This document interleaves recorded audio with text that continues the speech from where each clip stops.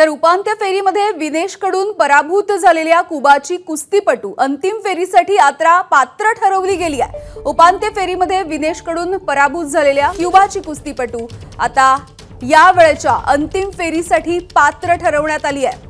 आणि याविषयी बोलूया तर संदीप चव्हाण ज्येष्ठ क्रीडा पत्रकार आपल्या सोबत जोडले गेलेले आहेत। संदीप जी, आपण बघतोय उपांत्य फेरीमध्ये आता विनेशकडून ज्या कुबाच्या कुस्तीपटूचा पराभव झालेला होता तिला आता अंतिम फेरीसाठी पात्र ठरवलं गेलंय।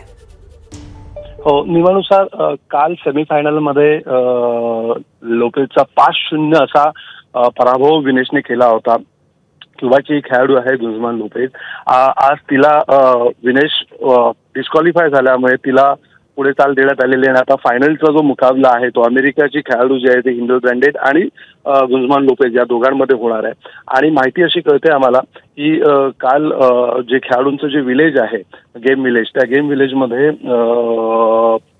रात्रभर हिने जे प्रयत्न केले होते वजन कमी करण्याचे, कारण काल रात्री असं जी सूत्रांची माहिती आम्हाला मिळते त्यानुसार 1-2 किलो वजन तिचं जास्त भरलं होतं आणि ते वजन निर्धारित वेळेमध्ये कमी करण्यासाठी जे काही उपाय करावे लागतात ते सगळे उपाय केल्यामुळे त्याचा शरीरावर विपरीत परिणाम झाला आणि डिहायड्रेशनमुळे तिला आता रुग्णालयात दाखल करण्यात आलं अशी बातमी कळते आहे। कारण गेम विलेज हे खूप सॅक्रेड जागा असतं, तिथे कोणालाही प्रवेश दिला जात नाही।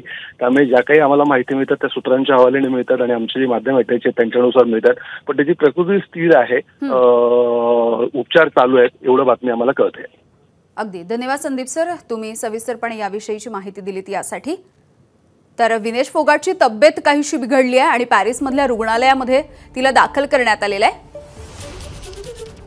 रात्रभर वजन कमी करण्याच्या प्रयत्नामध्ये ती होती आणि आता संदीप चव्हाण यांनी ज्या पद्धतीची माहिती दिली आहे त्यानुसार साधारणतः 2 किलोने वजन तिचं जास्त भरलेलं होतं आणि रात्रभरामधून ती हे वजन नियंत्रित करण्याचा प्रयत्न करत होती।